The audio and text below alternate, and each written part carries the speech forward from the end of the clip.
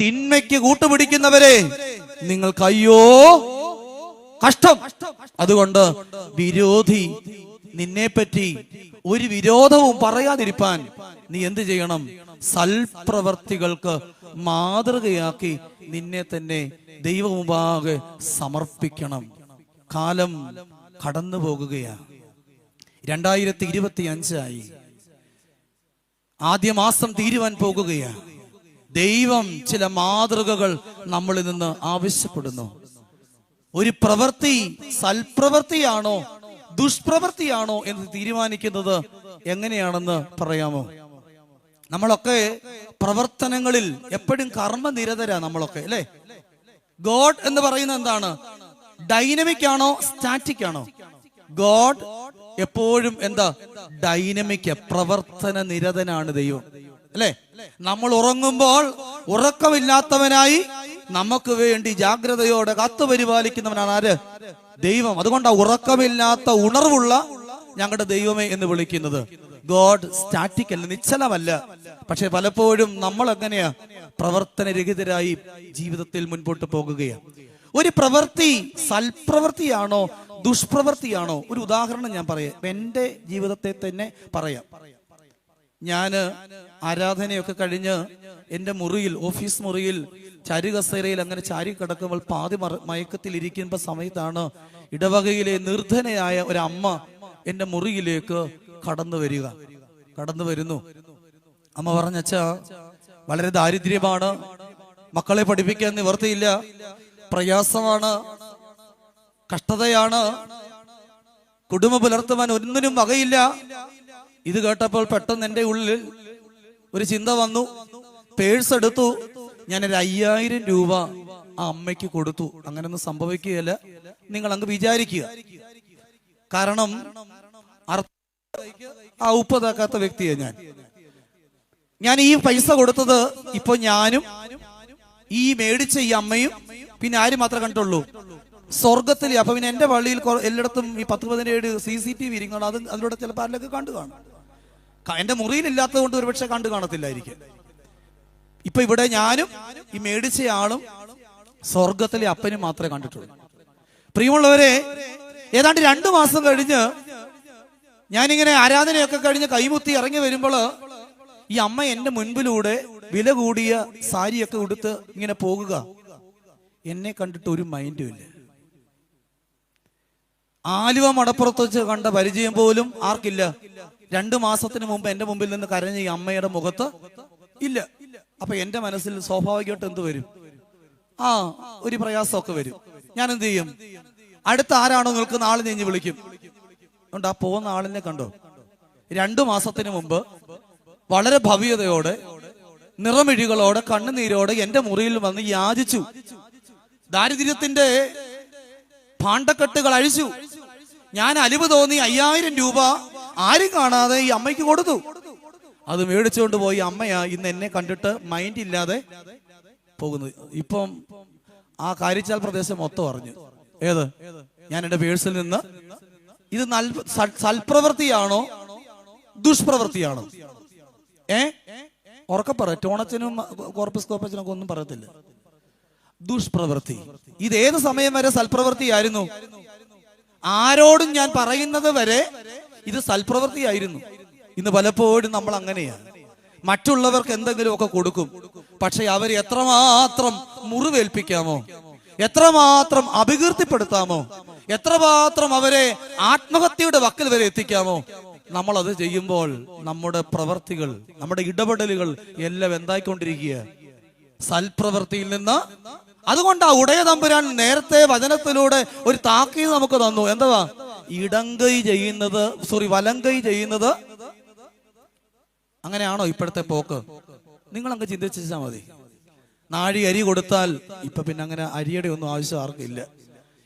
10000 രൂപ ഗൂഗിൾ പേ ചെയ്താൽ ഇപ്പൊ അങ്ങനെയാണല്ലോ. പണ്ടായിരുന്നു നാഴി അരി, 10 മുളക്, ഇത്തിരി പഞ്ചസാര, ഇത്തിരി കാപ്പിപ്പൊടി. ഇപ്പൊ അങ്ങനല്ല.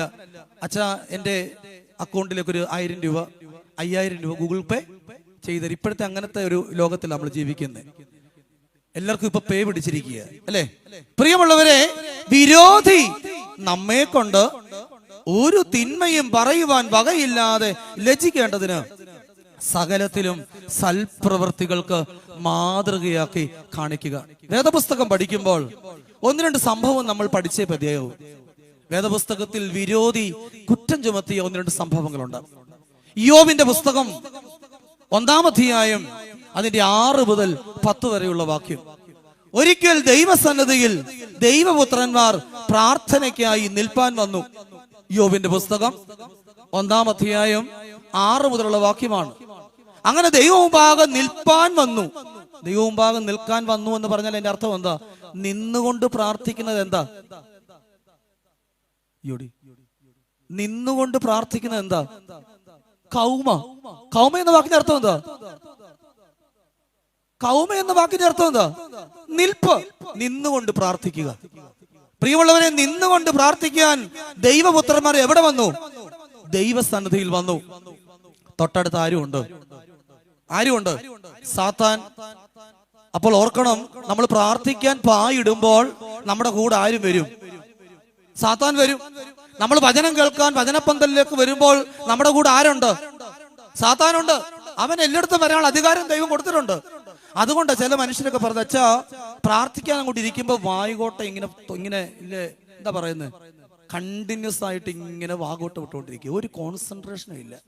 ഈ പ്രാർത്ഥിക്കാൻ ഇരിക്കുമ്പോൾ നമുക്ക് ഫ്രീ ആയിട്ട് വിസ കിട്ടും, പാസ്പോർട്ട് കിട്ടും, എയർ ടിക്കറ്റ് കിട്ടും, അല്ലേ? ഇതുവരെ ഫ്ലൈറ്റിൽ കയറിയില്ലെങ്കിൽ നമുക്ക് കാനഡയിൽ പോകാം. മൂത്തവൻ കാനഡ, ഇളയവൻ ഓസ്ട്രേലിയ, മൂന്നാമത്തവൻ ബാംഗ്ലൂർ, നാലാമത്തവൻ ആലുവായി പഠിക്കുന്നു. ഇവിടെ എല്ലാം ഫ്രീ ആയിട്ട് സഞ്ചരിക്കാൻ അവസരം കിട്ടുന്നത് എപ്പോഴാണെന്നറിയാമോ? എപ്പോഴാ? ആ കറി വെക്കുമ്പോഴല്ല, ചോറ് വെക്കുമ്പോഴല്ല, കല്യാണത്തിന് പോകുമ്പോഴല്ല, പിന്നെ എപ്പോഴാ? പ്രാർത്ഥിക്കാൻ ഇരിക്കുമ്പോഴാണ് നമ്മൾ ഈ ഫ്രീ ആയിട്ട് ഇങ്ങനെ അങ്ങ്. അതെന്തുകൊണ്ടാണെന്ന് മനസ്സിലായോ? അവിടെ ആര് വരും? സാത്താൻ വരും. നമ്മുടെ മനസ്സിനെ ഏകാഗ്രതയിൽ നിന്ന് പതറിക്കുന്ന ആര്? പിശാചാണ്. യഹോവ ചോദിച്ചു, സാത്താനെ നീ എവിടെ നിന്ന് വരുവാ? അപ്പൊ ഉള്ള കാര്യം പറഞ്ഞു, നമ്മുടെ കൂട്ടല്ല. നേരെ വാ, നേരെ പോന്നുള്ള കണ്ടീഷനുള്ള വ്യക്തി ആര്? നേരും നെറിയുള്ള വ്യക്തി ആര്? സാത്താൻ. സാത്താൻ പറഞ്ഞു, ഞാൻ ഭൂമി മുഴുവൻ ഊടാടി സഞ്ചരിച്ചിട്ട് വരികയാ. അപ്പോൾ യഹോവ ചോദിച്ചു, നീ എന്റെ ദാസനായ ഇയ്യോബിന്റെ മേൽ ദൃഷ്ടി വെച്ചോ? സാത്താൻ പറഞ്ഞു, ഞാൻ എങ്ങനെയാ വെക്കുന്നേ? കാരണം അവൻ നേരുള്ളവനാണ്, പിന്നെ നിഷ്കളങ്കനാണ്, പിന്നെ ദോഷം വിട്ടകന്നവനാണ്, ദൈവഭക്തനാണ്. ഇയ്യോബിനെ പറ്റി ഒരു സാക്ഷ്യം ആർക്കുണ്ട്? ദൈവത്തിനുമുണ്ട്, പിശാചിനുമുണ്ട്. അതുകൊണ്ട് അവന് ചുറ്റും എന്ത് പറ്റത്തില്ല? അങ്ങോട്ട് അടുക്കാൻ പോലും പറ്റുകയില്ല. പിന്നെ ഇയ്യോബിന് വേറൊരു പ്രത്യേകതയൊക്കെ ഉണ്ട്. എന്താണെന്നറിയാമോ? നമ്മുടെ കൂട്ടൊന്നുമല്ല. ഇയ്യോബിന് കുറെ പിള്ളേരൊക്കെ ഉണ്ട്. നമ്മുടെ വീട്ടിൽ 1-1.5 ഉള്ളല്ലോ. ഇയ്യോബിന് കുറെ പിള്ളേരുണ്ട്. ഇവരൊക്കെ എവിടൊക്കെയാ? ഒരുത്തൻ കാനഡയിൽ പഠിക്കാൻ പോയിരിക്കുക, ഒരുത്തൻ ഓസ്ട്രേലിയയിൽ പോയിരിക്കുക, ഒരുത്തൻ US പോയിരിക്കുക, വേറെ ഒരുത്തൻ കുവൈറ്റിലാ, വേറെ ഒരുത്തൻ ബാംഗ്ലൂരിലാ, വേറെ ഒരുത്തൻ മംഗലാപുരത്താ, വേറെ ഒരുത്തൻ കൊല്ലത്താ, വേറെ ഒരുത്തൻ എറണാകുളത്താ. അങ്ങനെ പിള്ളേരെല്ലാം പലയിടങ്ങളിലാ. ഇവരൊക്കെ തിരിച്ചൊക്കെ വീട്ടിലൊക്കെ വരും, നാട്ടിലൊക്കെ പലയിടത്ത് പോകുന്നവരാ. അവര് പോകുന്നിടത്ത് കമ്പനി കൂടും, കല്യാണമുണ്ട്, ചാക്കാലയുണ്ട്, മാമോദീസയുണ്ട്, വാഴിക്കലുണ്ട്, കെട്ടിക്കലുണ്ട്, വരകുദാശയുണ്ട്. ഇതൊക്കെ നസ്രാണി അച്ഛൻ പറഞ്ഞല്ലോ, സത്യക്രിസ്ത്യാനി ആയതുകൊണ്ട് ഇവരൊക്കെ കുപ്പി പൊട്ടിക്കാൻ കാര്യമുണ്ട്. വേണ്ടാത്ത മാർഗങ്ങളിലൂടെ സഞ്ചരിച്ച് കാണും, വേണ്ടാത്ത വേഴ്സുകളിൽ ഏർപ്പെട്ട് കാണും. ഈ ഒരു ബോധ്യം ആർക്കുണ്ട്? ആർക്കുണ്ട്? ഇയ്യോബിനുണ്ട്. നമ്മുടെ കൂട്ടല്ല. നമ്മൾ നമ്മുടെ പിള്ളേരെ എന്തോ ചെയ്യും? നമ്മൾ നമ്മുടെ പിള്ളേരെ എന്തോ ചെയ്യും?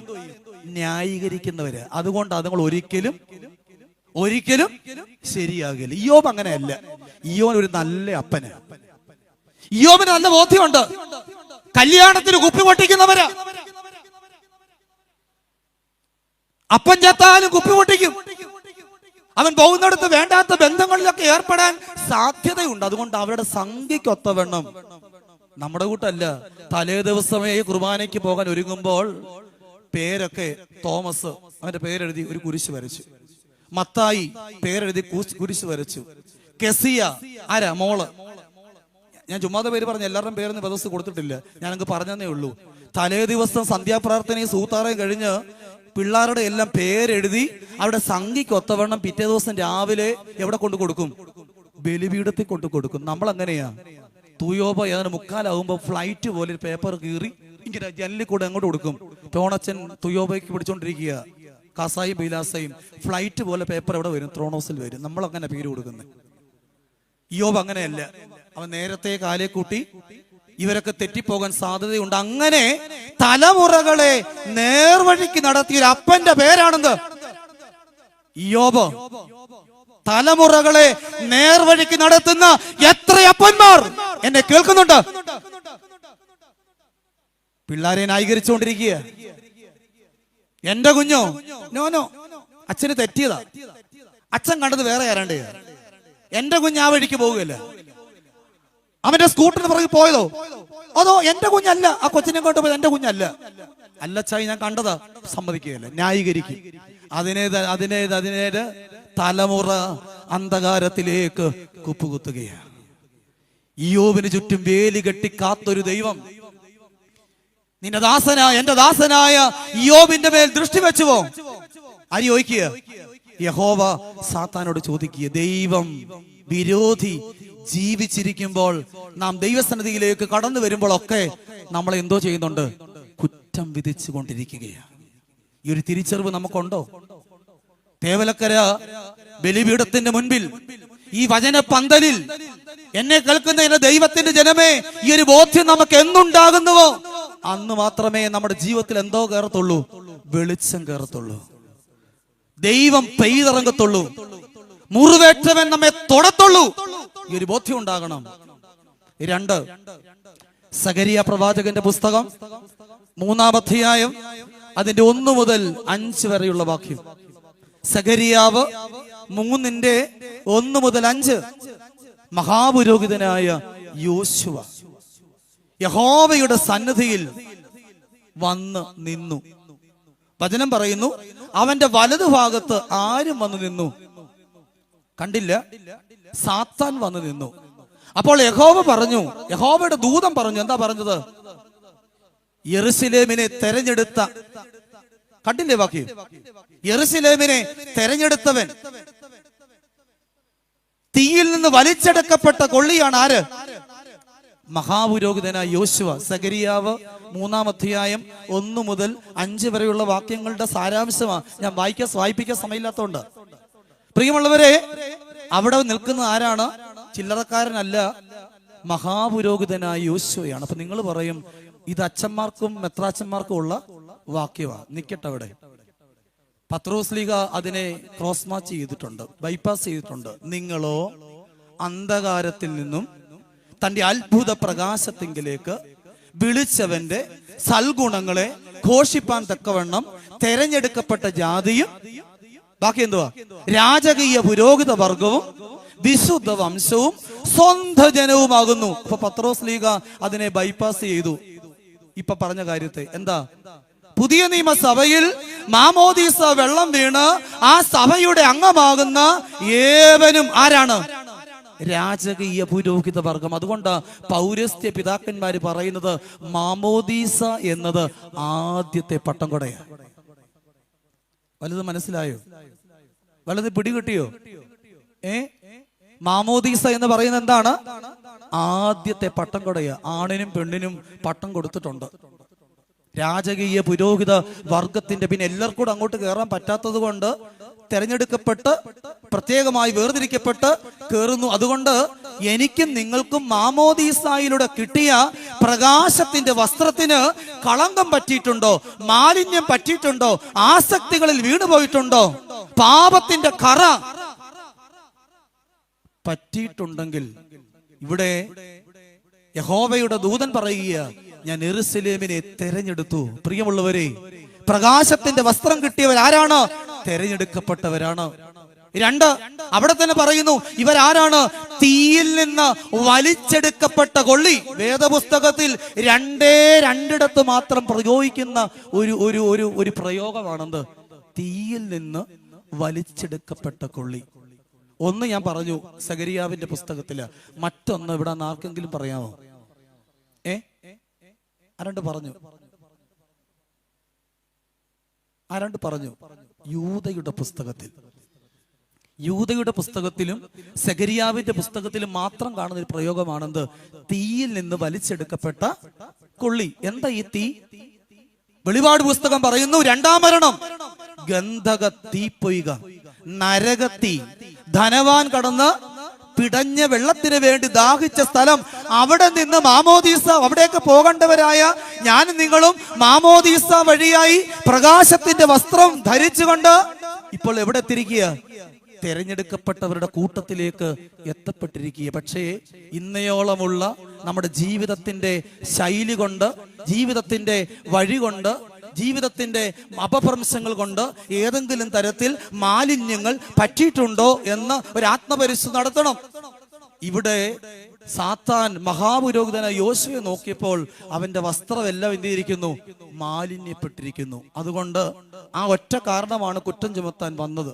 അതുകൊണ്ട് സാത്താൻ അവിടെ യഹോവയുടെ ദൂതൻ പറയുക, ഇവന്റെ മാലിന്യപ്പെട്ട വസ്ത്രങ്ങൾ മാറ്റ്, അവനെ കല്യാണ വസ്ത്രം, ഉത്സവ വസ്ത്രം ധരിപ്പിക്ക് എന്ന് അവിടെ ദൈവാത്മാവ് അവിടെ ഇടപെടുന്നുണ്ട്.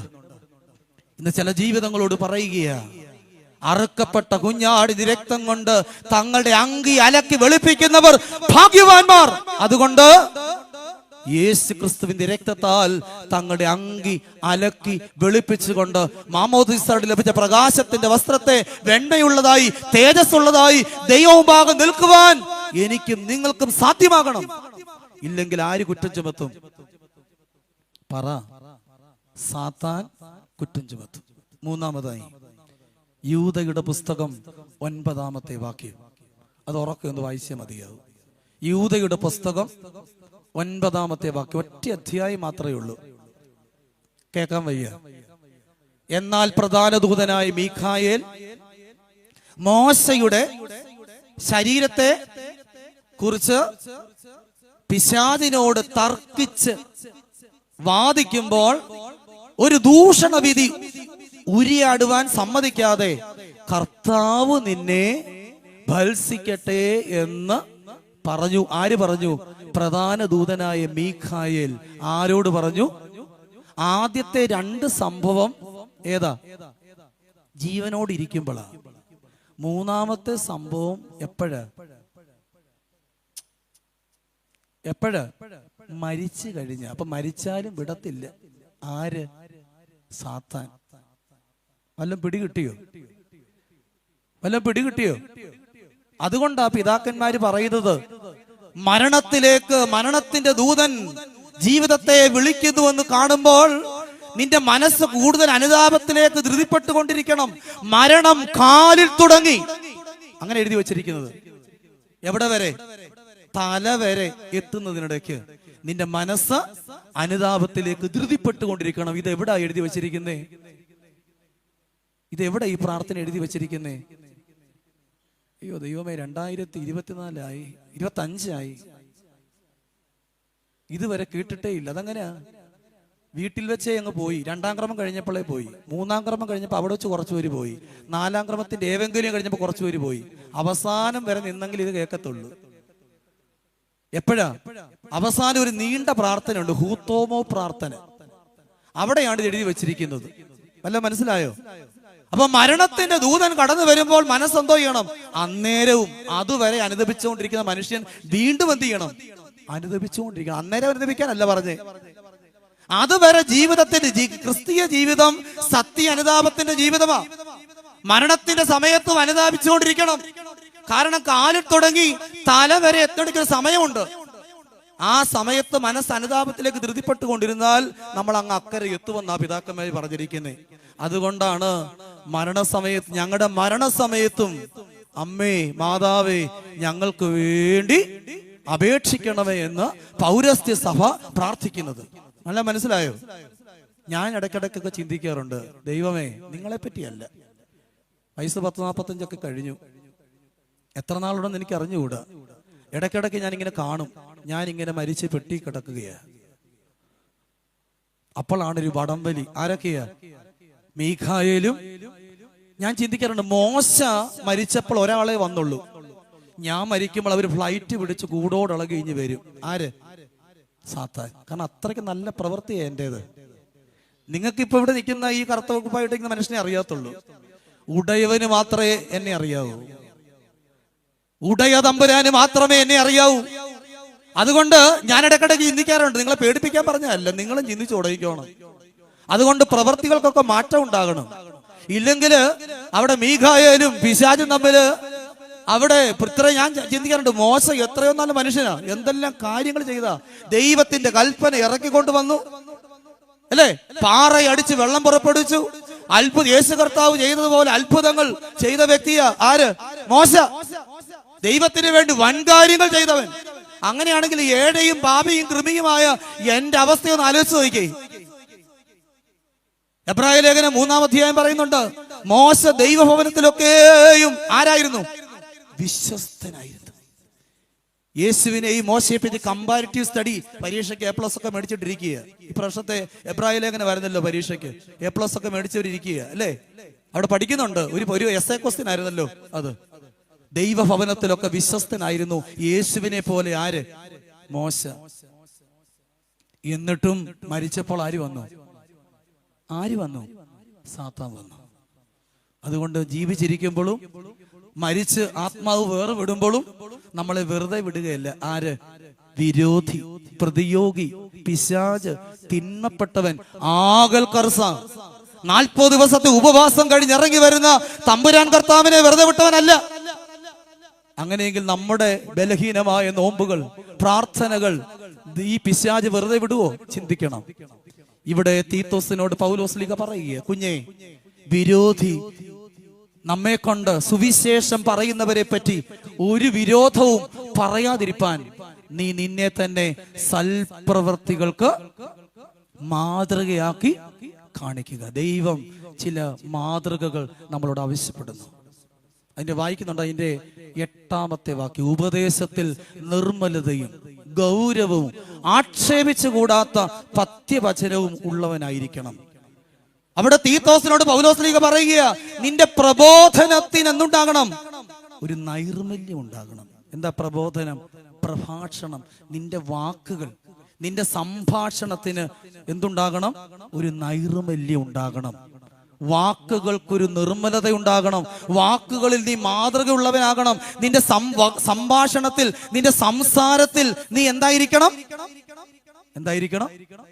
മാതൃകയുള്ളവനായിരിക്കണം. യേശു കർത്താവിന്റെ സംഭാഷണത്തെ പറ്റി 3 വാക്കുകൾ കൊണ്ട് ഞാൻ പരിചയപ്പെടുത്തുവാൻ ആഗ്രഹിക്കുക. യേശു കർത്താവിന്റെ സംഭാഷണത്തിന്റെ ആദ്യത്തെ പ്രത്യേകത, കർത്താവിന്റെ വാക്കുകൾ വളരെ മിതത്വമുള്ളതായിരുന്നു. മിതത്വം. കർത്താവ് ഒരു മിതഭാഷിയായിരുന്നു. ചില വീടുകളിലൊക്കെ അമിത ഭാഷയുമുണ്ട്, മിതഭാഷിയുണ്ട്. ഭർത്താവ് മിതഭാഷിയും ഭാര്യ അമിതഭാഷിയുമായാൽ ആ കുടുംബം കുട്ടിച്ചോറാകും. അതുകൊണ്ടാണ് പൗലോസ്ലീഹ പറഞ്ഞു, ഉവ്വ് എന്നും ഇതിനപ്പുറം വന്നാൽ എന്തോ ചെയ്യും? പിശാച് നമ്മളെ കൊടുക്കും. അതുകൊണ്ട് നമ്മുടെ സംഭാഷണങ്ങൾ, ഗാന്ധിജി പറഞ്ഞുകൊണ്ട്, കൂടുതൽ അധ്വാനവും കുറച്ച് സംസാരവും. എന്തെങ്കിലും ഒരു കാര്യം പറയാൻ പറഞ്ഞ് നമ്മൾ അങ്ങ് പോകും. ഇവിടുന്ന് ഇങ്ങനെ പറയേണ്ടത് നമ്മൾ ഇങ്ങനെ വേണം പറയുന്നത്. നമ്മുടെ വാക്കുകൾ മിതത്വമുള്ളതായിരിക്കണം. യേശു കർത്താവിന്റെ ഭാഷ മിതത്വമുള്ള ഭാഷയായിരുന്നു. 2-ാമത്തെ പ്രത്യേകത, കർത്താവിന്റെ ഭാഷ മൃദുത്വമുള്ള ഭാഷയായിരുന്നു. വളരെ മൃദുത്വമുള്ള ഭാഷ. നമ്മൾ വെട്ടൊന്ന് മുറി 2. ഈ അടുത്ത സമയത്ത് ഒരു പെൺകൊച്ചിനെയും കൊണ്ട്, 12-ാം ക്ലാസ്സിൽ പഠിക്കുന്ന ഒരു പെൺകൊച്ചിനെയും കൊണ്ട് ഒരു അമ്മ എൻ്റെ അടുക്കിലേക്ക് വന്നു. അച്ഛാ, ഇവളൊന്നും പഠിക്കുന്നില്ല അച്ഛാ, ഇവക്ക് വേണ്ടാത്ത എന്തോ കൂട്ടുകെട്ടൊക്കെ ഉണ്ട്, വേണ്ടാത്ത ബന്ധത്തിലൊക്കെ വീണ് പോയിട്ടുണ്ടെന്നാണ് ഞാൻ മനസ്സിലാക്കുന്നത്. അപ്പൊ ഈ പെൺകുട്ടിയോട് ഞാൻ ഒന്ന് മാറ്റി നിർത്തി ചോദിച്ചു, കുഞ്ഞെ എന്താ കാര്യം? അച്ഛാ, 10 വയസ്സ് കഴിഞ്ഞതിന് ശേഷം എൻ്റെ അമ്മ എന്നോട് ഹൃദ്യമായി സംസാരിക്കാറേ ഇല്ല. ഇപ്പൊ +2-ന് പഠിക്കുന്ന കുഞ്ഞ. എൻ്റെ ഇളയത്തുങ്ങൾ 2 കുഞ്ഞുങ്ങളുണ്ട്, ടിൻസ്, ആമ്പിള്ളേർ. അവര് 5-ാം ക്ലാസ്സിൽ പഠിച്ചുകൊണ്ടിരിക്കുന്നതേ ഉള്ളൂ. അപ്പൻ നാട്ടിലില്ല, ഗൾഫിലാണ്. ഞാൻ സ്കൂളിൽ നിന്ന് വരുമ്പോൾ അമ്മ പലപ്പോഴും സിറ്റ് ഔട്ടിൽ കാണും. അമ്മ അവിടെ മൊബൈലിൽ ഇങ്ങനെ തോണ്ടിക്കൊണ്ടിരിക്കുക. മൊബൈൽ തോണ്ടിക്കൊണ്ട് തന്നെ അമ്മ പറയും, കുഞ്ഞെ അവിടെ ചായ അനത്തി വെച്ചിട്ടുണ്ട്, സ്നാക്സ് ഒരുക്കി വെച്ചിട്ടുണ്ട്, വേഗം ഫ്രഷ് ആകുക, കഴിക്കുക, ട്യൂഷന് പോകുക. ഇത്രയേ ഉള്ളൂ സംസാരം. കുഞ്ഞതപടി അനുസരിച്ചു അവൾ ട്യൂഷന് പോയി. തിരികെ വരുമ്പോഴും അവൾക്ക് അമ്മയോട് ചേർന്നിരുന്ന് എന്തെങ്കിലുമൊക്കെ പറയണമെന്നുണ്ട്. പക്ഷെ അമ്മ പറയും, പോയി പടി. ഇത് മാത്രമേ ഉള്ളൂ. അപ്പൻ ഗൾഫിൽ നിന്ന് ഈ കൊച്ചിനിടക്കിടയ്ക്ക് വിളിക്കും, വീഡിയോ കോളിലാണ് വിളിക്കുമ്പോൾ അപ്പനും ചോദിക്കുന്നത് ഇത് തന്നെയാ, ഇന്ന് പരീക്ഷ ഇട്ടോ, ടെസ്റ്റ് പേപ്പർ ഇട്ടോ, മാർക്ക് എത്രയുണ്ട്, ട്യൂഷന് പോയോ, നീ പഠിക്കുന്നുണ്ടോ, ഇതല്ലാതെ വേറെ ഒന്നുമില്ല. പിന്നെ പ്രായമായ ഒരു അമ്മച്ചിയോട് എന്താ പറയാനാ, പിന്നെ 2 കൊച്ചുങ്ങളാ, 10 വയസ്സുള്ള 2 പിള്ളേർ ടിൻസ് ആണ്, അവരോട് എന്നെ പറയാനാ. പിന്നെ എനിക്ക് ഏക ആശ്രയം എന്നെ വീട്ടിൽ നിന്ന് സ്കൂളിലേക്ക് ഓട്ടോയിൽ കൊണ്ടുപോകുന്ന ഒരു അണ്ണനുണ്ട്. ഈ അണ്ണൻ പലപ്പോഴും ഓട്ടോയിൽ നിന്ന് എൻ്റെ വിഷാദ മുഖം കണ്ടുകൊണ്ട് ഇടയ്ക്കിടയ്ക്ക് ചോദിക്കും, അണ്ണൻ 25 വയസ്സേ ഉള്ളൂ, എനിക്ക് 18 വയസ്സുണ്ട്. അണ്ണൻ എന്നോട് ചോദിക്കും, എന്താ കുഞ്ഞെ നീ ദുഃഖിച്ചിരിക്കുന്നേ? ഞാൻ ആദ്യം ഒന്നും മിണ്ടത്തില്ലായിരുന്നു, പിന്നെ പല പ്രാവശ്യം കുത്തി ചോദിച്ചത് കൊണ്ട് അണ്ണനോട് എൻ്റെ സങ്കടങ്ങളെല്ലാം ഞാൻ പറഞ്ഞു. പിന്നെ ഓട്ടോയിൽ വെച്ച് മാത്രമല്ല, അണ്ണൻ്റെ ഫോണിലേക്ക് വാട്സപ്പിലേക്കും പിന്നെ കോളായി, മെസ്സേജായി, വിളിയായി. പിന്നെ എനിക്ക് അണ്ണനെ കാണാതിരിക്കാൻ മേല, കാരണം എൻ്റെ ഹൃദയം തുറക്കാൻ ആകെ ഈ ലോകത്തിൽ ആരേ ഉള്ളൂ, ഈ ഓട്ടോക്കാരൻ അണ്ണൻ മാത്രമേ ഉള്ളൂ. അതുകൊണ്ട് അണ്ണനോട് എനിക്ക് വല്ലാത്ത, നമ്മുടെ കുടുംബത്തിൽ ബന്ധങ്ങൾ, തലമുറകൾ കൈപ്പിടിയിൽ നിന്ന് അകന്നു പോകുന്നത് നമ്മുടെ ഭാഷയുടെ ചില കടുപ്പം കൊണ്ട്. എത്രയോ പേര് നമ്മുടെ വീട്ടിൽ കയറാതെ നമ്മളെ കാണുമ്പോൾ വേറെ വഴിയായിട്ട് പോകുന്നത് എന്തുകൊണ്ടാ? നമ്മുടെ സംസാരത്തിന്റെ മുറിപ്പെടുത്തൽ കൊണ്ടാണ്. യേശു ക്രിസ്തുവിന്റെ ഭാഷ മൃദുത്വമുള്ള ഭാഷയായിരുന്നു, ആരെയും തന്നിലേക്ക് ആകർഷിക്കുന്ന ഭാഷയായിരുന്നു. ആരുടേത്? കേൾക്കുന്നവർക്ക് ഒരു നൈർമല്യം, കേൾക്കുന്നവർക്ക് ഒരു കുളിർമ, കേൾക്കുന്നവർക്ക് ഒരു സ്വാന്തനം, ഒരു സമാധാനം, ഒരു സൗഖ്യം. മൂന്നാമത്, ക്രിസ്തുവിന്റെ ഭാഷയ്ക്ക് ഒരു ഋജുത്വം ഉണ്ടായിരുന്നു. എന്താ ഋജുത്വം? നിങ്ങൾ കേട്ടിട്ട് കാണത്തില്ല, അത് ഇച്ചിരി കടുപ്പമുള്ള ഭാഷയാ. ട്രാൻസ്പെറൻസി, സുതാര്യത. ഒരു ഉദാഹരണം ഞാൻ പറയാം. വീട്ടിൽ നിന്ന് നല്ല ചുരിദാറൊക്കെ ഇട്ട് ഒരുങ്ങി തേവലക്കര ജംഗ്ഷൻ നിൽക്കുകയാണ്. അപ്പോഴാണ് പള്ളിയിലെ മർത്തമറിയ സമാജത്തിലെ സെക്രട്ടറി ലീലാമ്മ, അങ്ങനെ ആരും ഇല്ലാതിരിക്കട്ടെ, എന്നോ ചോദിച്ചു, കുഞ്ഞെ നീ എവിടെ പോവാ? അപ്പൊ ഞാൻ പറഞ്ഞു, ഞാൻ കരുനാഗപ്പള്ളി വരെ പോകുക, പക്ഷെ ഒരുങ്ങിയത് കടമ്പനാട്ടിൽ പോകാനാ. പക്ഷെ ആ വ്യക്തിയോട് പറയത്തില്ല ഞാൻ കടമ്പനാട് പോവുകയാണെന്ന് പറയുകയില്ല. അപ്പൊ എവിടെ പോകാന്ന് പറയത്തുള്ളൂ? കരുനാഗപ്പള്ളി വരെ. ഇപ്പൊ ചെറിയ കാര്യമാണ്, ഒരു കാര്യം ഓപ്പണായിട്ട് പറഞ്ഞ സത്യസമയം ഒരു കുഴപ്പം അവർക്കും ഇല്ല, കേൾക്കുന്നവർക്കും ഇല്ല, പറയുന്നവർക്കും ഒരു കുഴപ്പമില്ല. പക്ഷെ എന്നാലും നമ്മൾ എന്താ പറയത്തുള്ളൂ? കള്ളവേ പറയത്തുള്ളൂ. ഒരു ട്രാൻസ്പെറൻസിയും ഒരു സുതാര്യതയും ഒരു വാക്കുകളിലുമില്ല, പെരുമാറ്റങ്ങളിലുമില്ല. എന്തിന്? നിസ്സാര കാര്യങ്ങൾ പോലും നമ്മൾ എന്ത് ചെയ്യും? അല്പം മായം ചേർക്കുന്നവര് നമ്മൾ. യേശു ക്രിസ്തുവിന്റെ ഭാഷയ്ക്ക് മിതത്വമുണ്ട്, യേശു ക്രിസ്തുവിന്റെ ഭാഷയ്ക്ക് മൃദുത്വമുണ്ട്, യേശു ക്രിസ്തുവിന്റെ ഭാഷയ്ക്ക് ഒരു ഋജുത്വമുണ്ട്, ഒരു സുതാര്യതയുണ്ട്. ആ കാലഘട്ടത്തിൽ കർത്താവിനെ എല്ലാവരും പിൻപറ്റാനുള്ളൊരു കാരണം യേശു ക്രിസ്തുവിന്റെ യൗവനത്തെ പറ്റി ഒരു സാക്ഷ്യമുണ്ട്. ആ കാലഘട്ടത്തിൽ ഹെരോദാവിന്റെ അധികാര ദുർവിനിയോഗത്തിന്റെ ഭാഷ, ഫീലാത്തോസിന്റെ ഒഴിഞ്ഞുമാറലിന്റെ ഭാഷ, പരീശന്റെ കാപട്യത്തിന്റെ ഭാഷ, ചുങ്കക്കാരന്റെ ചൂഷണത്തിന്റെ ഭാഷ, വേശ്യയുടെ വ്യഭിചാരത്തിന്റെ ഭാഷ, കള്ളന്റെ മോഷണത്തിന്റെ ഭാഷ, അങ്ങനെ സമ്മതിക്കപ്പെട്ട ബഹുസ്വരതയുടെ ആകാശത്തിന്റെ കീഴിൽ യേശു ക്രിസ്തുവിന്റെ ഭാഷ വേറിട്ട ഒരു തരംഗ ദൈർഘ്യം സൃഷ്ടിച്ചു. നമ്മുടെ സംഭാഷണത്തിലൂടെ എത്ര പേരെ ചേർത്ത് നിർത്തുവാൻ നമുക്ക് സാധിക്കുന്നുണ്ട്? നമ്മുടെ പങ്കാളിയെ ചേർത്ത് നിർത്താൻ നമുക്ക് പറ്റുന്നുണ്ടോ? നമ്മുടെ കുഞ്ഞുങ്ങളെ ചേർത്ത് നിർത്താൻ നമുക്ക് പറ്റുന്നുണ്ടോ? നമ്മുടെ സംഭാഷണത്തിലൂടെ, നമ്മുടെ വാക്കുകളിലൂടെ, നമ്മുടെ ഇടപെടലിലൂടെ. പ്രഭാഷകന്റെ പുസ്തകം 28-25 നമ്മുടെ കയ്യിലില്ല, അപ്പോക്രിഫൽ പുസ്തകമാണ്. വാക്ക് അളന്നും തൂക്കിയും ഉപയോഗിക്കുക, വായിക്ക് വാതിലും പൂട്ടും ഉപയോഗിക്കുക. അതിന് സമാനമായ വാക്യം യാക്കോബ് ശ്ലീഹായുടെ ലേഖനത്തിലുണ്ട്, 1:26-27. യാക്കോബ് ശ്ലീഹ 1:26-27. ഒരുവൻ തന്റെ നാവിന് കടിഞ്ഞാണിടാതെ താൻ ഭക്തനെന്ന് നിരൂപിച്ചാൽ, എന്താ വാക്യം? കണ്ടോ വാക്യം? ഒരുവൻ തന്റെ നാവിന് കടിഞ്ഞാണിടാതെ താൻ ഭക്തനെന്ന് നിരൂപിച്ചാൽ അവന്റെ ഭക്തി വ്യർത്ഥമാണ്. അതുകൊണ്ട് ദൈവവചനം വായിക്കുന്നവർ, വിശുദ്ധ കുർബാന അനുഭവിക്കുന്നവർ, പ്രസംഗിക്കുന്നവർ, പ്രാർത്ഥിക്കുന്നവർ, സ്തോത്രം പറയുന്നവർ, ദൈവത്തെ ആരാധിക്കുന്നവർ, അവരുടെ സംഭാഷണത്തിൽ നിന്ന് ഒരു മാതൃക ആവശ്യപ്പെടുന്നു. സ്വർഗത്തിലെ അപ്പൻ ആവശ്യപ്പെടുന്നു. നമ്മളെപ്പോഴും കുമ്പസാരിക്കാൻ വന്നാലും നമ്മുടെ നാവിൽ എന്തുവാ? സ്തോത്രം, സ്തോത്രം, സ്തോത്രം, സ്തോത്രം. അന്നേരം നമ്മുടെ നാവിൽ എന്തുവാ? സ്തോത്രവാ. കുമ്പസരിക്കേണ്ടപ്പോൾ പാപം അനുദപിച്ച് കണ്ണുനീരോട് ഏറ്റു പറയേണ്ട സമയം. അപ്പോഴും ചിലരിങ്ങനെ അങ്ങ് വിറയ്ക്കും, അങ്ങ് സ്തോത്രം പറയും. സ്തോത്രം പറഞ്ഞൊരു വ്യവസ്ഥയുണ്ട് കേട്ടോ, വേദപുസ്തകം കൊടുത്തിട്ടുണ്ട്. 50-ാം സങ്കീർത്തനം 23-ാമത്തെ വാക്യം. സ്തോത്രം എന്ന യാഗം അർപ്പിക്കുന്നവൻ എന്നെ മഹത്വപ്പെടുത്തുന്നു. തന്റെ നടപ്പിനെ ക്രമപ്പെടുത്തുന്നവന് ദൈവം തന്റെ രക്ഷയെ കാണിക്കും. വല്ലതും മനസ്സിലായോ? അത് തിരിച്ചു വായിക്കണം.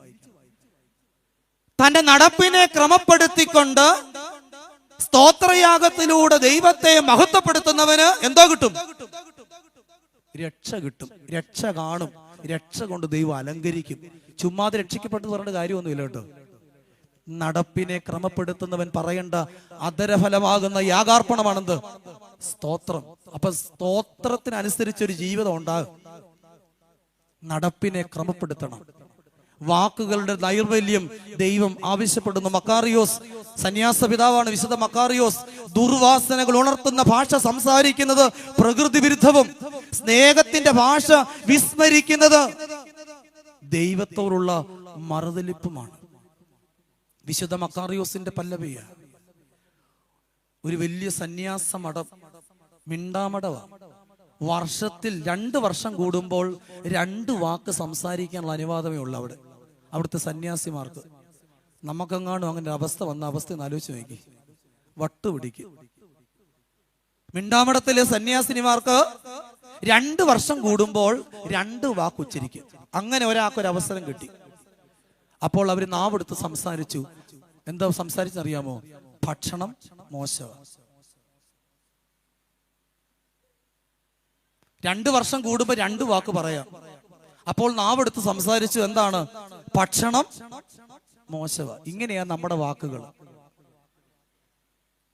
പ്രിയമുള്ളവരെ, രണ്ടാമതായി അതിന്റെ 9-ാമത്തെ വാക്യം, ദാസന്മാർ നമ്മുടെ രക്ഷിതാവായ ദൈവത്തിന്റെ ഉപദേശത്തെ സകലത്തിലും അലങ്കരിക്കേണ്ടതിന് യജമാനന്മാർക്ക് കീഴടങ്ങി സകലത്തിലും പ്രസാദം വരുത്തുന്നവരായിരിക്കണം. എന്താണ്? നീ പോകുന്ന ഇടങ്ങളിൽ ദാസന്മാരുമുണ്ട്, യജമാനന്മാരുമുണ്ട്. നീ നിൽക്കുന്ന സഭയിൽ പണക്കാരുമുണ്ട്, പാവപ്പെട്ടവരുമുണ്ട്. നീ നിൽക്കുന്ന കുടുംബത്തിൽ പണ്ഡിതന്മാരുമുണ്ട്, പാമരന്മാരുമുണ്ട്.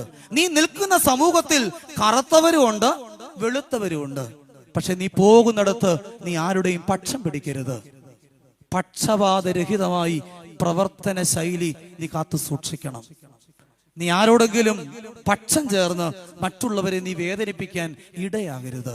പ്രിയമുള്ളവരെ, കയറി ചെല്ലുന്ന കുടുംബത്തിൽ അവിടെ കോളിളക്കം സൃഷ്ടിക്കരുത്, അവിടെ മുറിപ്പെടുത്തരുത്, വീടിനെ കീറി മുറിക്കരുത്. ഈ അടുത്ത സമയത്ത് ഒരു അമ്മ കരഞ്ഞുകൊണ്ട്, ഞാൻ ഒരിടത്ത് പ്രസംഗമൊക്കെ കഴിഞ്ഞ് അങ്ങ് വടക്കം പ്രദേശത്താ, ഞാൻ സ്ഥലമൊന്നും പറയുന്നില്ല, പ്രസംഗമൊക്കെ കഴിഞ്ഞ് ഞാൻ പെട്ടെന്ന് എനിക്ക് 11 മണി ട്രെയിന് കയറി തിരിച്ചു വരണം, രാത്രിയാ.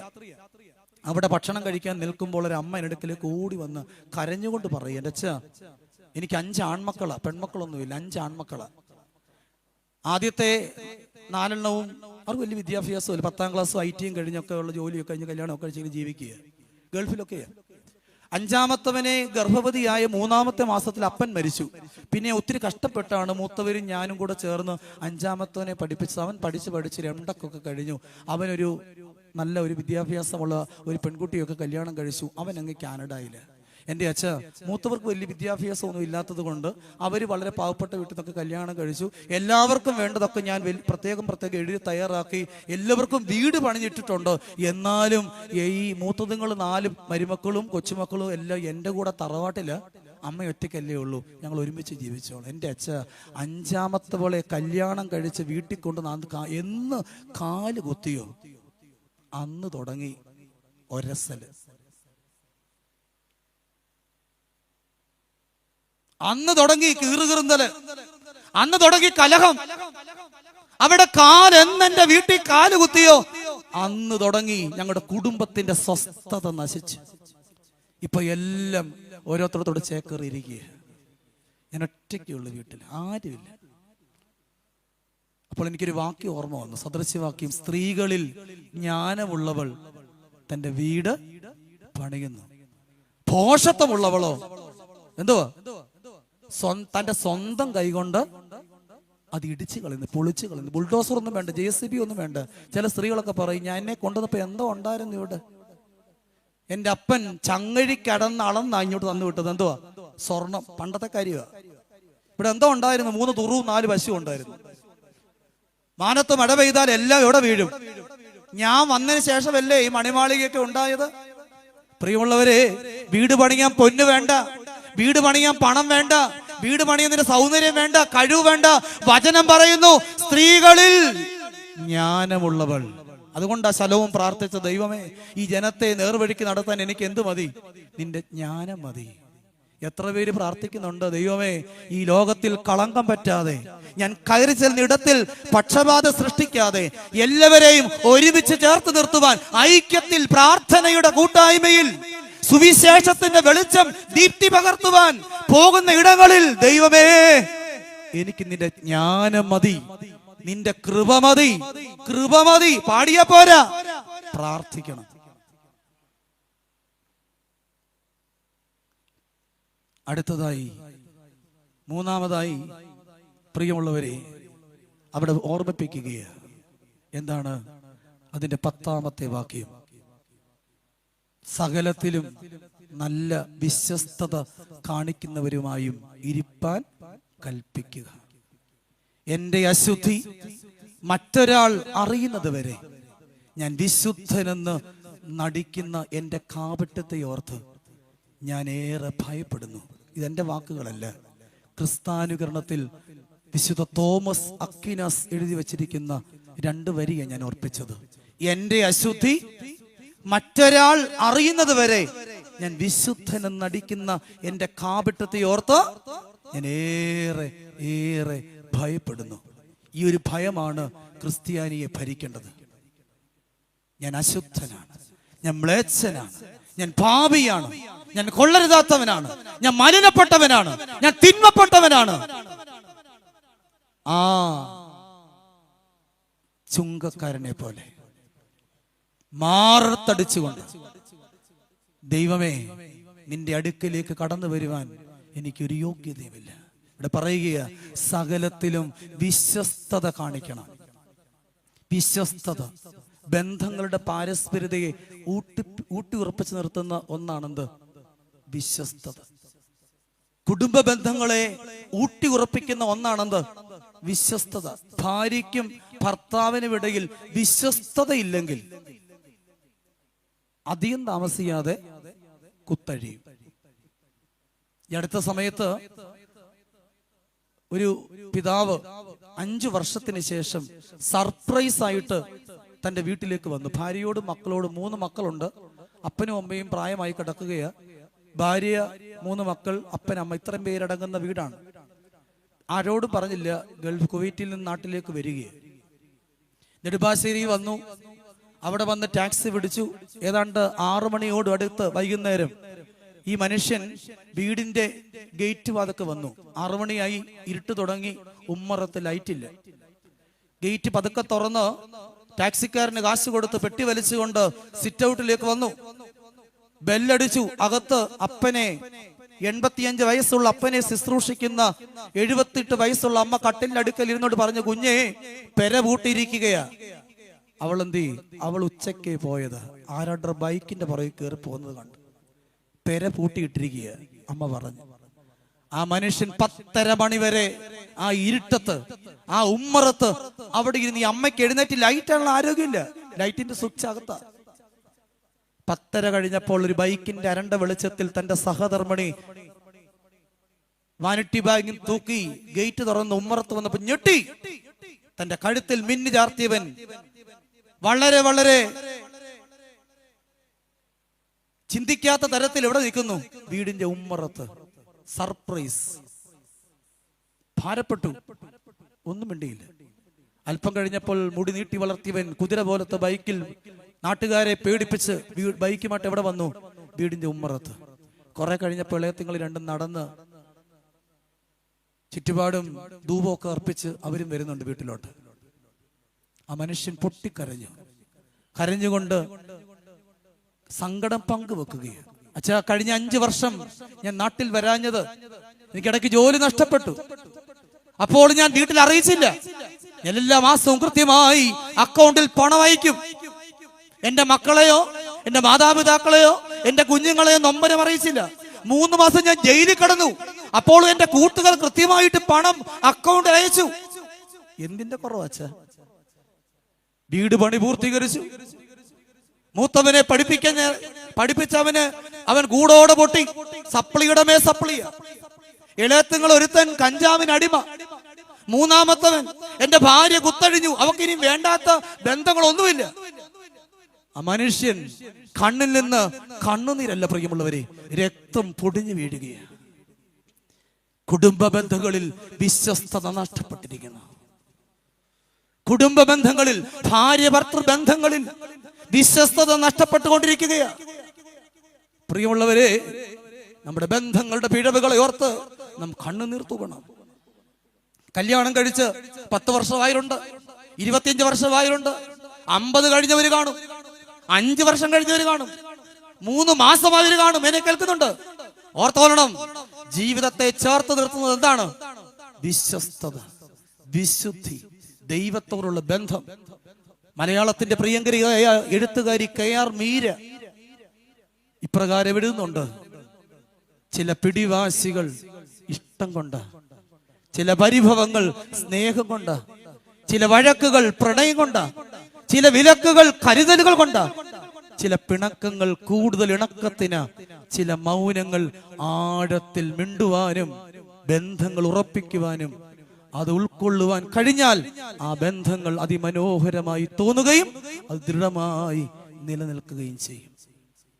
ചട്ടിങ്കലാവുമ്പോ തട്ടിമുട്ടിയൊക്കെ ഇരിക്കും. പക്ഷേ പൗലോസ് ലീഗ FSC ലേഖനത്തിൽ പറയുന്നുണ്ട്, കോപം സൂര്യൻ അസ്തമിക്കുവോളം വെച്ചോണ്ടിരിക്കരുത്. കോപം പാപത്തിന് കാരണമാകരുത്. പിശാചിന് പ്രവർത്തിക്കുവാൻ ഇടം കൊടുക്കരുത്. നമ്മുടെ ബന്ധങ്ങൾ, നമ്മുടെ കുടുംബ ബന്ധങ്ങൾ വിശ്വസ്തത കാത്തു സൂക്ഷിക്കണം. നിങ്ങളൊരു ക്രിസ്ത്യാനിയായതിന്റെ പേരിൽ ആരെങ്കിലും നിങ്ങളെ വഴിവെക്കിൽ വെച്ച് അറസ്റ്റ് ചെയ്താൽ നിങ്ങളൊരു ക്രിസ്ത്യാനിയാണെന്ന് തെളിയിക്കാൻ എന്ത് രേഖ നിങ്ങളുടെ കയ്യിലുണ്ട്? അസീസിയിലെ ഫ്രാൻസിസ് ചോദിക്കുന്നത്, നിങ്ങളൊരു ക്രിസ്ത്യാനിയായതിന്റെ പേരിൽ നിങ്ങളെ വഴിവെക്കിൽ വെച്ച് ആരെങ്കിലും അറസ്റ്റ് ചെയ്താൽ നിങ്ങളൊരു ക്രിസ്ത്യാനിയാണെന്ന് തെളിയിക്കാൻ എന്ത് രേഖയുണ്ട്? നിങ്ങൾ പറയും, ആധാർ കാർഡുണ്ട്, പാൻ കാർഡുണ്ട്, ഒത്തിരി കാർഡുകൾ ഇപ്പൊ ഉണ്ടല്ലോ, ക്രെഡിറ്റ് കാർഡ് ഉണ്ട്, ഡെബിറ്റ് കാർഡ് ഉണ്ട്. ഈ കാർഡ് കൊണ്ടൊന്നും ക്രിസ്ത്യാനിത്വ അച്ഛൻ ആമുഖ വാക്കിൽ ഓർപ്പിച്ചു മുട്ടുവേലിയച്ഛൻ. നമ്മൾ ഇന്ന് ഏത് നാമത്തില്, സത്യക്രിസ്ത്യാനിയോ, നാമധേയ ക്രിസ്ത്യാനിയോ, നാമമാത്ര ക്രിസ്ത്യാനിയോ, ഡൈനമിക് ക്രിസ്ത്യാനിയോ, ജീവിതം ചലനാത്മകമാകണം. ക്രിസ്തു ബന്ധിതമായ ഒരു ജീവിതം ഞാൻ നിങ്ങൾ നയിക്കണം. ദൈവത്തെ കബളിപ്പിക്കരുത്. ഭർത്താവിനെ കബളിപ്പിക്കാം, ഭാര്യയെ കബളിപ്പിക്കാം, മക്കളെ കബളിപ്പിക്കാം, അമ്മായിയപ്പനെ അമ്മായിയമ്മയെ കബളിപ്പിക്കാം, നാത്തൂനെ കബളിപ്പിക്കാം, സുഹൃത്തുക്കളെ കബളിപ്പിക്കാം. ഉടയവനെ, ജീവന്റെ ഉറവയെ, സത്യ ദൈവത്തെ, ജീവനുള്ള ദൈവത്തെ കബളിപ്പിക്കുവാൻ കഴിയുകയില്ല.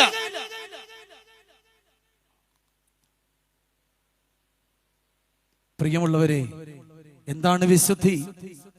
ദൈവത്തിന്റെ കണ്ണുകളിലേക്ക് നോക്കി നിൽക്കുവാനുള്ള ആത്മവിശ്വാസത്തിന്റെ പേരാണ് വിശുദ്ധി.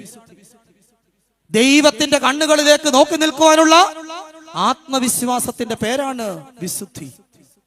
അടുത്തതായി പൗലോസ് ലീഗ തീത്തോസിനോട് 4-മതായി, സകല മനുഷ്യർക്കും രക്ഷാകരമായി ദൈവകൃപ ഉദിച്ചുവല്ലോ, നാം ഭാഗ്യകരമായി പ്രത്യാശയ്ക്കായിട്ടും മഹാദൈവവും നമ്മുടെ രക്ഷിതാവുമായ യേശു ക്രിസ്തുവിന്റെ തേജസ്സിന്റെ പ്രത്യക്ഷതയ്ക്കായിട്ട് കാത്തുകൊണ്ട് ഭക്തിയോടെ ജീവിക്കണം. 4-മതായിട്ട് പറയുക എന്താണ്? അവൻ പോയതുപോലെ വീണ്ടും വരും. ഓരോ ആരാധനയിലും നമ്മൾ പ്രാർത്ഥിക്കുന്നുണ്ട്, കർത്താവേ നിന്റെ വരവിന് വേണ്ടി നോക്കി പാർത്തിരിക്കുന്ന. എല്ലാ കുർബാനയിലും ചൊല്ലുന്ന പ്രാർത്ഥനയാണ്. അടുത്ത സമയത്ത് ബാംഗ്ലൂരിൽ പഠിക്കാൻ പോയി ഒരു കൊച്ച്, അവള് അവിടെ ചെന്നപ്പോൾ വേറെ ഇതിലൊക്കെ അകപ്പെട്ട് തിരിച്ച് നാട്ടിൽ വന്നപ്പോൾ പള്ളി വരുന്നില്ല. അപ്പൊ അവൾ പറയുക, അച്ഛാ ഇപ്പോഴാണ് കർത്താവിന്റെ വരവിനെ പറ്റി ഇപ്പോഴാണ് ഞാൻ കേട്ടത്. ഞാൻ പറഞ്ഞു, എടി കൊച്ചേ, ഓരോ കുർബാനയിലും ചൊല്ലിക്കൊണ്ടിരിക്കുക, കർത്താവേ നിന്റെ വരവിന് വേണ്ടി. ഇവിടെ ഇരിക്കുമ്പോ ഇതൊന്നും ശ്രദ്ധിക്കുകയല്ലേ. അന്നേരം അവള് മൊബൈലിൽ കളി, അവളൊന്നീ അത്തിയുടെ കീഴില് അല്ലെങ്കിൽ എവിടെയെങ്കിലുമൊക്കെ സൊറ പറഞ്ഞ് പിള്ളേർക്ക് ഇതൊന്നും നിയന്ത്രിക്കാൻ ആരുമില്ല താനും. ഇവിടെ നിൽക്കുമ്പോൾ ഇതൊന്നും കേൾക്കുകയില്ല, പഠിക്കുകയില്ല. പിന്നെ കുറ്റിയും പറിച്ച് എവിടെയെങ്കിലും ഒക്കെ പോകുമ്പോൾ ആരെങ്കിലും ഒക്കെ കേട്ട് പറയുമ്പോഴാണ് ഇപ്പോഴാണ് ഞങ്ങൾ സത്യദൈവത്തെ അറിഞ്ഞത്. ഇതെല്ലാ ആരാധനയിലും എല്ലാ കുർബാനകളിലും എല്ലാ പ്രാർത്ഥനകളും ചൊല്ലിക്കൊണ്ടിരിക്കുക, കർത്താവേ നിന്റെ വരവിന് വേണ്ടി ഞങ്ങൾ നോക്കി പാർത്തിരിക്കുകയാണ്. യേശുമശിഹ തന്റെ ആരോഹണത്തിന്റെ നാളുകളിൽ തന്റെ ശിഷ്യന്മാരെയും കൂട്ടി എവിടോട്ട് പോയി? എങ്ങോട്ടാ പോയെ? ഒലൂമലയിലേക്ക് കയറിപ്പോയി. അപ്പോസ്തല പ്രവൃത്തി 1-ാം അധ്യായത്തിൽ കാണുന്നുണ്ട്. അവിടെ കടന്നു ചെന്നപ്പോൾ അവരെ അനുഗ്രഹിച്ചു കൊണ്ടിരുന്നപ്പോൾ പെട്ടെന്നൊരു മേഘം വന്നു. മേഘത്തിൽ നിഴലിട്ടു. പിന്നെ ആരെ കണ്ടില്ല? കർത്താവിനെ കണ്ടില്ല. ശിഷ്യന്മാര് എല്ലാം കൂടെ എങ്ങോട്ട് നോക്കിക്കൊണ്ടിരിക്കുക? ആകാശത്തെങ്കിലേക്ക് നോക്കി നിൽക്കുക. അപ്പൊ ഒരു സൗണ്ട് ഉണ്ടായി. എന്താ? ഗലീല പുരുഷന്മാരെ, നിങ്ങൾ ആകാശത്തെങ്കിലേക്ക് നോക്കി നിൽക്കുന്നത് എന്താ? നിങ്ങളെ വിട്ടു പിരിഞ്ഞു പോയവൻ അവൻ പോയതുപോലെ വീണ്ടും വരും. സഭയ്ക്ക് കൊടുത്തതാക്കിയതാ, സഭയ്ക്ക് കൊടുത്ത പ്രബോധനമാ. അതുകൊണ്ട് മലയിറങ്ങി വന്ന ശിഷ്യന്മാര് അവരാരാധിച്ചപ്പോൾ അവർ സഭയോട് പറഞ്ഞു, അവൻ പോയതുപോലെ വീണ്ടും വരും. ഈ വരവിന് വേണ്ടിയാ നമ്മൾ നോക്കി പാർത്തിരിക്കുന്നത്. കർത്താവിന്റെ പാദം അവസാനം ചവിട്ടിയ മലയാണ് ഏത് മല? ഒലൂമല. അതുകൊണ്ട് കർത്താവ് രണ്ടാമത് വരുമ്പോഴും കർത്താവ് ആദ്യം ഭൂമി സ്പർശിക്കുന്നത് എവിടെന്നറിയാമോ? ഒലൂമലയിലെ. സെഖരിയാവിന്റെ പുസ്തകം 14-ാം അധ്യായം. അന്നാളിൽ യഹോവയുടെ ദൈവത്തിന്റെ പാദം ഒലൂമലയെ സ്പർശിക്കും. ഒലൂമല രണ്ടായി പിളർന്നു പോകും. 14-ാം അധ്യായത്തിൽ കൊടുത്തിട്ടുണ്ട്. അതുകൊണ്ട് ആ പാട്ടുകാരൻ പാടുന്നത്, എണ്ണയുണ്ടോ നിൻ വിളക്കിൽ നീ ഒരുങ്ങിയിട്ടുണ്ടോ? എണ്ണയുണ്ടോ നിൻ വിളക്കിൽ നീ ഒരുങ്ങിയിട്ടുണ്ടോ? നിർമ്മലമാ നീതി വസ്ത്രം നീ ധരിച്ചിട്ടുണ്ടോ? പാട്. നിർമ്മലമാം നീതി വസ്ത്രം നീ ധരിച്ചിട്ടുണ്ടോ? പ്രത്യാശയോടിതാ വന്നുദിക്കും പൊന്നുഷസേ, ഓർക്കും തോറും രമ്യം. അത് ഓർക്കുമ്പോൾ എത്ര രമ്യമാ, എത്ര മനോഹരമാ. കർത്താവിന്റെ വരവിനെ പറ്റി ഓർക്കുമ്പോൾ, കേൾക്കുമ്പോൾ, എന്നെ കേൾക്കുന്നവരെ എത്ര പേർക്ക് ഈ ആനന്ദമുണ്ട്, എത്ര പേർക്കൊരു വസന്തമുണ്ട്, എത്ര പേർക്കൊരു സന്തോഷമുണ്ട്. എണ്ണയുണ്ടോ നിൻ വിളക്കിൽ? വിളക്കിൽ എണ്ണയുണ്ടോ? എന്താ ഈ എണ്ണ? അതും ശവസംസ്കാര ശുശ്രൂഷ കൊടുത്തിട്ടുണ്ട്. കാരുണ്യമാകുന്ന എണ്ണ. ജീവിതത്തിൽ കാരുണ്യം വറ്റിപ്പോകല്ല്, ജീവിതത്തിൽ കരുണ വറ്റിപ്പോകരുത്. വല്ലതും മനസ്സിലായോ? എണ്ണയുണ്ടോ നിൻവിളക്കിൽ എന്ന് ചോദിച്ചതിന് അർത്ഥം എന്താ?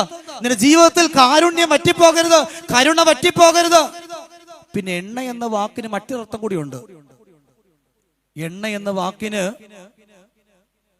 സ്നേഹം എന്നൊരർത്ഥം കൂടിയുണ്ട്.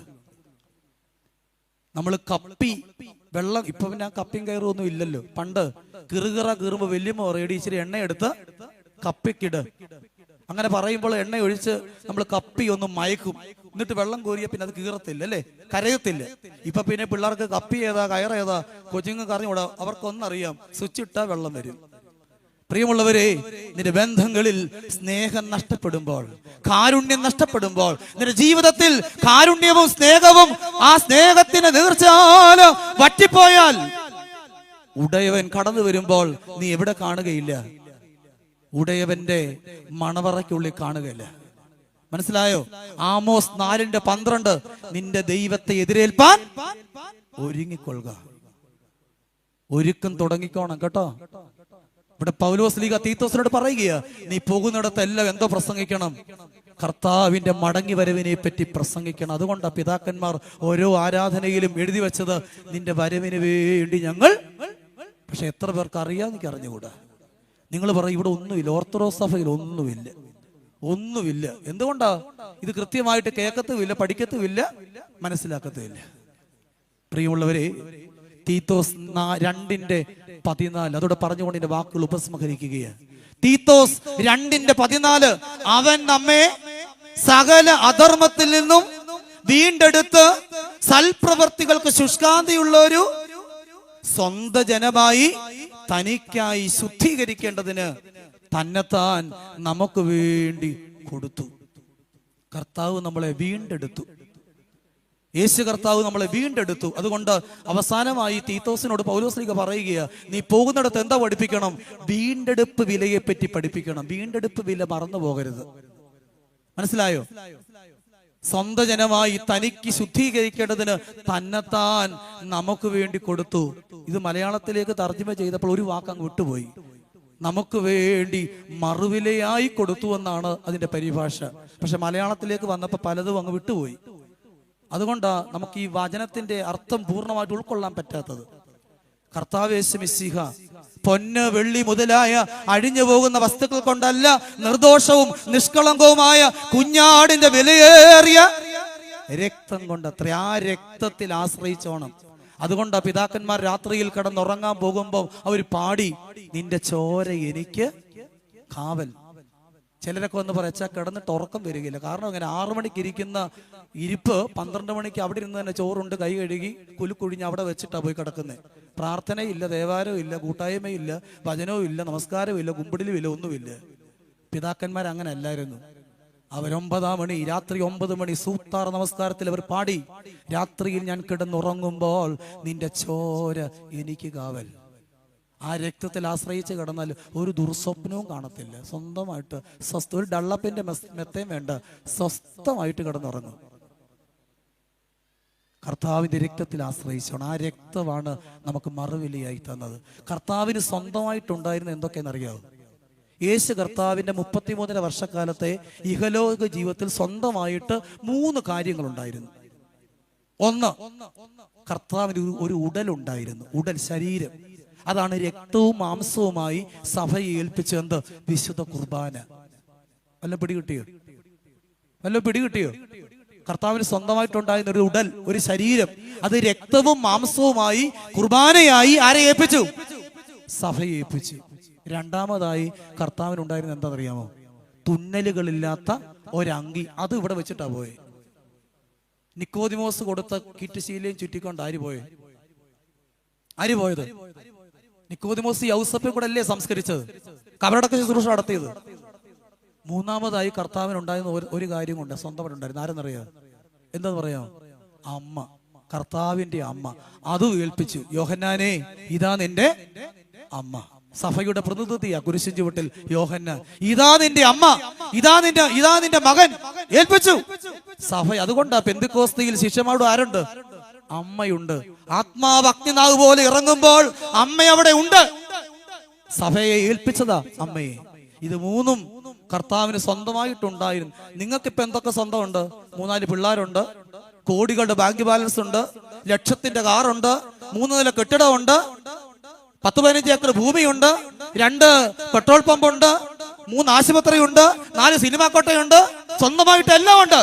പക്ഷേ കർത്താവിന്, അഖിലാണ്ടത്തിന്റെ ഉടയവന് സ്വന്തമായി ഉണ്ടായിരുന്ന 3 ആരെ ഏൽപ്പിച്ചു?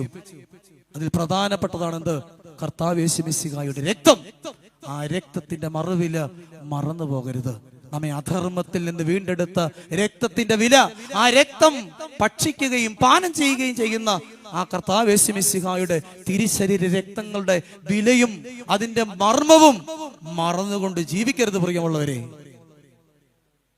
പ്രശസ്ത സൂഫി ഗുരുവാണ് ജലാലുദ്ദീൻ റൂമി. അദ്ദേഹം പറയുന്നത് 4 തരം അച്ചടക്കം ഒരുവനെ ആത്മീയ പക്വതയിലേക്ക് നയിക്കും. വീണ്ടെടുക്കപ്പെട്ട ദൈവജനം ആത്മീയ പക്വതയിൽ ജീവിക്കണം. 4 തരം അച്ചടക്കം. 1, ആദ്യം വേണ്ടത് വീട്ടച്ചടക്കമാ. അത് ആരിൽ നിന്ന് പഠിക്കുന്നു? അത് അമ്മയിൽ നിന്ന് പഠിക്കുന്നു. അതെവിടെ വെച്ച് പഠിക്കുന്നു? ഉദരത്തിൽ തുടങ്ങി പഠിത്തം തുടങ്ങുക. പരിശുദ്ധാത്മാവിന്റെ പരിശീലന കളരി, ആത്മീയതയുടെ പരിശീലന കളരിയാണ് ഏത്? ഗർഭപാത്രം. സംസ്കാരമുള്ള ഒരു തലമുറയെ വാർത്തെടുക്കുവാൻ പര്യാപ്തമായി ദൈവം സമ്മാനിച്ച നിധികുംഭമാണേത്? ഗർഭപാത്രം. അത് വഷളാക്കരുത്. ആദ്യം വീട്ടച്ചടക്കം. അമ്മ മതില് ചാടിയാൽ അവള് വേലിക്കെട്ടി ചാടും. വീട്ടച്ചടക്കം അമ്മയിൽ നിന്ന് പഠിക്കുന്നു. 2 നാട്ടച്ചടക്കമാ. അത് ആരിൽ നിന്ന് പഠിക്കുന്നു? അത് അപ്പനിൽ നിന്ന് പഠിക്കുന്നു. സമൂഹത്തിൽ എങ്ങനെ പെരുമാറണം, പള്ളിയിൽ പോയാൽ ഏത് വസ്ത്രം ധരിക്കണം. ഇപ്പോഴത്തെ പിള്ളേർക്ക് ഏത് വസ്ത്രം എവിടെ ധരിക്കണം കൃത്യമായിട്ട് അറിഞ്ഞുകൂടാ. ഈ അടുത്ത സമയത്ത് ഒരു പുണ്യവാളന്റെ കവറിങ്കിലേക്ക് ചെന്ന് പ്രാർത്ഥിക്കുക. ഞാൻ പ്രാർത്ഥിക്കാൻ നിൽക്കുക, നിന്നിട്ട് അങ്ങോട്ട് ഒരു ഏകാഗ്രത കിട്ടുന്നില്ല. കാരണം എൻ്റെ മുമ്പിൽ നിൽക്കുന്നത് ഒരു 10-38 വയസ്സ് ഉള്ളവനാണ്. ഒരു മുട്ടിന് മേളിൽ ഒരു നിക്കറും എങ്ങും എത്താത്തൊരു ടീഷർട്ടും ഒക്കത്തൊരു കൊച്ചും. അവന്റെ കൂടെ എങ്ങും എത്താത്ത ഒരു പെണ്ണ്, എങ്ങും എത്താത്തൊരു പാവാടയും എങ്ങും എത്താത്തൊരു ടീഷർട്ടും ഒക്കത്ത് വേറൊരു കൊച്ചും. അവൾ 5-6 മാസം ഗർഭവതി. അങ്ങനെ 3 എണ്ണം കൂടെ ഉണ്ട്. ഞാൻ പ്രാർത്ഥിച്ച് ഇറങ്ങി വന്നിട്ട് ഈ പിള്ളേരോട് ചോദിച്ചു, കുഞ്ഞെ നിങ്ങൾ എവിടെ നിന്ന് വരുക? അവർ കാര്യമൊക്കെ പറഞ്ഞു. ഞങ്ങൾ അങ്ങ് അമേരിക്കയിലാണ്, നാട്ടിൽ 2 മാസത്തെ അവധിക്ക് വന്നതാണ്. ഞാൻ പറഞ്ഞു, ദയവ് ചെയ്ത് ഈ പുണ്യവാളന്റെ കവറിങ്കിലേക്ക് അല്ലെ പള്ളിയിൽ വരുമ്പോൾ ഏതുതരം വസ്ത്രം ധരിക്കണം, അത്യാവശ്യം പ്രാർത്ഥിക്കാൻ നിൽക്കുമ്പോൾ തലയൊരു തുടിയെങ്കിലും വീഴണമെന്ന് വേദപുസ്തകത്തിൽ പറ, അത്രയെങ്കിലും ഒന്ന് ചെയ്യാൻ നീ പഠിക്കണം. പണ്ട് പിള്ളേര് നിക്കറിലിടുന്ന പ്രായത്തിൽ നിക്കറ് വേണ്ട, പാന്റ് മതി, മുണ്ട് മതി എന്ന് പറഞ്ഞവൻ ഇപ്പം നിക്കറിട്ടോണ്ട് അവിടെ നിൽക്കുക, മദ്ബഹായുടെ മുമ്പിൽ നിൽക്കുക, കബറിടത്തിന്റെ മുമ്പിൽ നിൽക്കുക. പ്രിയമുള്ളവരെ, വീട്ടച്ചടക്കം, 2 നാട്ടച്ചടക്കം, അപ്പൻ ശരിയായാൽ തലമുറയ്ക്ക് എന്താ ഉണ്ടാകും? നാട്ടച്ചടക്കം ഉണ്ടാകും. എങ്ങനെ പെരുമാറണം, എങ്ങനെ സംസാരിക്കണം, എങ്ങനെ ഇടപെടണം. 3ാമത് ഒരു ഒരു ഒരു ഒരു ഒരു ദേഹ അച്ചടക്കമാണ്. അത് ഒരു ആധ്യാത്മിക ഗുരുവിൽ നിന്ന് അത് പഠിക്കുന്നു. ദേഹാച്ചടക്കം. സ്കൂളിൽ എങ്ങനെ പെരുമാറണം. ആത്മീയ ഗുരുവാണല്ലോ ഗുരുക്കന്മാർ, അന്ധകാരത്തെ വിഭാടനം ചെയ്യുന്നവർ. ഗുരുവിൽ നിന്നാണ് എന്ത് പഠിക്കുന്നത്? ദേഹ അച്ചടക്കം. 4ാമതായി ധാർമ്മിക അച്ചടക്കം. അത് സമൂഹത്തിൽ നിന്ന് പഠിക്കുന്നു. സമൂഹത്തിൽ, കെട്ടുറപ്പുള്ള സമൂഹത്തിൽ നിന്ന് പഠിക്കുന്നു ധാർമ്മിക അച്ചടക്കം. വീട്ടച്ചടക്കം, നാട്ടച്ചടക്കം, പിന്നെന്തോ ദേഹ അച്ചടക്കം, ധാർമ്മിക അച്ചടക്കം. ഒരുവനെ ആത്മീയ പക്വതയിലേക്ക് നയിക്കുന്നു. എൻ്റെ വാക്കുകളല്ല, സൂഫി ഗുരുവായ ജലാലുദ്ദീൻ റൂമിയുടെ വാക്കുകളാണ്. ഞാനുടെ വാക്കുകൾ ഉപസംഹരിക്കുകയാണ്. നമ്മുടെ ചിന്താവിഷയം തീത്തോസ് 2:7. വിരോധി നമ്മെ കൊണ്ട് ഒരു തിന്മയും പറയുവാൻ വകയില്ലാതെ ലജ്ജിക്കേണ്ടതിന് സകലത്തിലും നിന്നെ തന്നെ സൽപ്രവർത്തികൾക്ക് മാതൃകയാക്കി കാണിക്കുക. ദൈവം ചില മാതൃകകൾ നമ്മളോട് ആവശ്യപ്പെടും. 1, നിന്റെ സംഭാഷണത്തിന്റെ നൈർമല്യം, മിതത്വം, മൃദുത്വം, ഋജുത്വം. 2, പക്ഷപാതരഹിതമായി പ്രവർത്തിക്കുവാൻ, കലക്കമുണ്ടാക്കാതെ എല്ലാവരെയും ബന്ധങ്ങളുടെ പാരസ്പര്യതയെ തിരിച്ചറിഞ്ഞുകൊണ്ട് ഐക്യത്തോടെ ചേർത്ത് നിർത്തുവാൻ, വിഭാഗീയത സൃഷ്ടിക്കാതെ, കലക്കമുണ്ടാക്കാതെ എല്ലാവരെയും സ്നേഹത്തിന്റെ ഭാഷയിൽ ചേർത്ത് നിർത്തുവാൻ സാധിക്കണം. 3, സകലത്തിലും വിശ്വസ്തതയുള്ളവരായി തീരണം. 4, കർത്താവിന്റെ പ്രത്യക്ഷതയ്ക്കായി കാത്തുകൊണ്ടുള്ള ഒരു ജീവിതം നയിക്കണം. 5, നമ്മെ വീണ്ടെടുത്ത രക്തത്തിന്റെ മറുവില നാം മറന്നു പോകരുത്.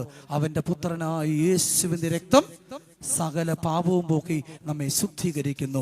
പിതാക്കന്മാർ ആശ്രയിച്ച ആ രക്തത്തിൽ നമുക്കും ആശ്രയിക്കാം. അതിന്റെ ആഴവും വിലയും മർമ്മവും തിരിച്ചറിഞ്ഞുകൊണ്ട് സഭയുടെ കൊമ്പുയരുവാൻ സാക്ഷ്യമുള്ളവരായി, വിശുദ്ധിയുള്ളവരായി, നൈർമല്യമുള്ളവരായി, കളങ്കമില്ലാത്തവരായി ജീവിതത്തെ നയിപ്പാൻ ദൈവത്തിന്റെ പരിശുദ്ധാത്മാവ് എന്നെ നിങ്ങളെയും ഇടയാക്കണമെന്ന് ഓർപ്പിച്ചുകൊണ്ട് എൻ്റെ വാക്കുകൾ ഉപസംഹരിക്കുന്നു.